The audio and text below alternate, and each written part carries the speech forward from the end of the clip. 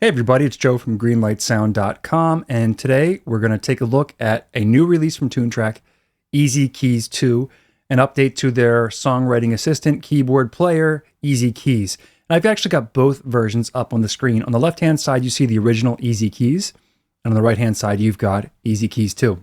So the first thing you may notice about EZKeys 2, it's a much cleaner interface, much higher graphical resolution, which is really nice if you're on a high-res monitor. And then behind the scenes, we've got an all-new core sound library that comes with it. It's really a different business model, where the old EZKeys, you bought one of the expansions and that came with the core software. This one, it is core software with a piano included, and that's a Fazioli F212 piano. And then you have all the add-on instruments you may want to add to it if you choose to. There's also a whole new set of MIDI patterns in here for creating piano parts out of. And if you're familiar with like EZDrummer or EZBass, this is the interface that TuneTrack is moving toward now, much less so this one. And this one actually is much more pleasing. Sound-wise, the core library is different. It's recorded in a studio in Sweden. I'm going to pop a groove in so you can hear what the core library sounds like.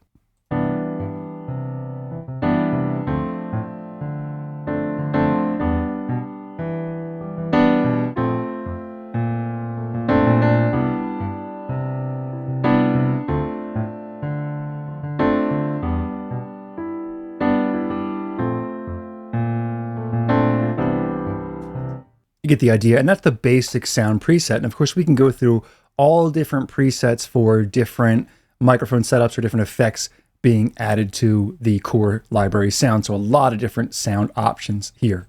If we take that same progression and put it into the original EZKeys, here's what that library sounded like.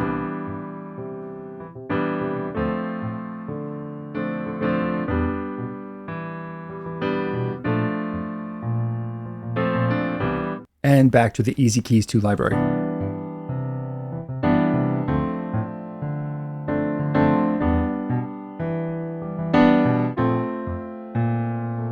Definitely more width and depth to that recording, so a better library to begin with. We've also got a brand new Bandmate tab, which is also included in EZDrummer 2. That's where we can drag in patterns from like EZBass or any other MIDI. We can do drum MIDI, we can do like chords if you got basic guitar chords.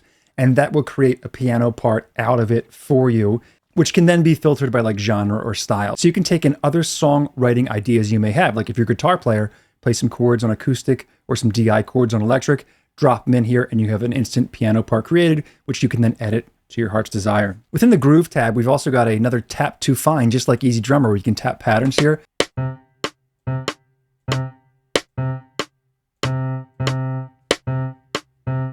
Once you get your pattern recorded, you can edit it whatever way you want to. You can draw it in. You can actually play it in if you want to, if you play keyboard and put it in that way. And then if you search, it'll find grooves that kind of fit whatever patterns you just used. We've got a really full-featured grid editor here, which is awesome. You can use humanizing features to make a more authentic performance. There are songwriting features that allow you to know which scales fit with which chords without knowing music theory. So for example, highlight keys. It'll show you, based upon the scale or mode you're in, which notes will work with your given chords.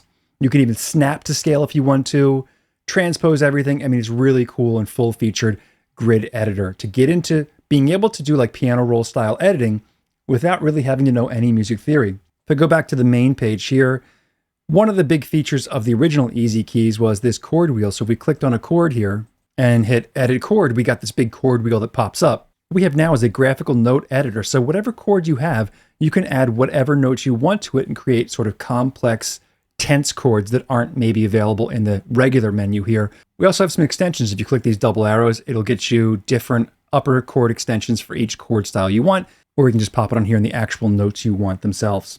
It allows you to use whatever complexity of chords you want, even if they're not in the chord wheel. Of course, we can still use the inversions and the octaves just like in the original EZKeys.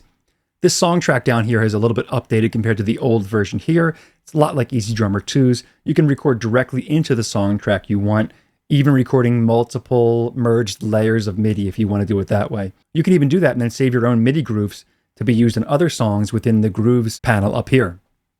We've got this new Suggest Chords feature, which is really cool. Once we select some MIDI on the song track, we have our original chords up here, and then a bunch of different suggestions we can have, where we can choose to change them ourselves, or we can have it completely randomize the change of chords for you and have it fit within the key. That's really great if you're sort of in a writer's block or you're not sure what chords may come next theoretically that'll work. It's a really great way to get that inspiration.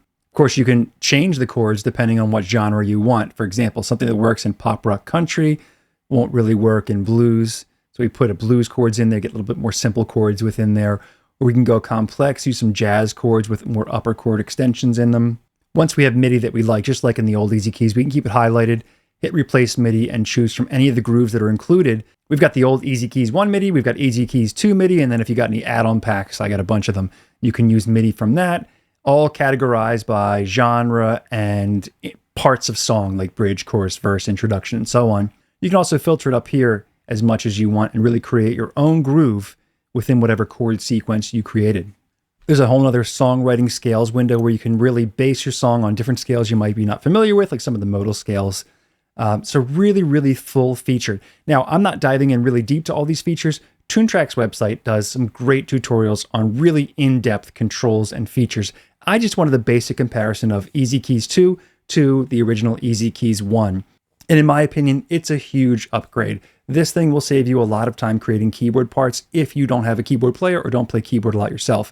Even if you do play keyboard and you're not the best player, or if you want some new inspiration, it's a great way to go about doing that. Toontrack charges $99 for the upgrade from EZKeys 1 to EZKeys 2, and it's well worth the price if you ask me. I think full retail price might be $179. So if you're in the market for something to help you add keyboard parts to your productions, EZKeys 2 is a great way to go, especially with all the new features that Toontrack has included.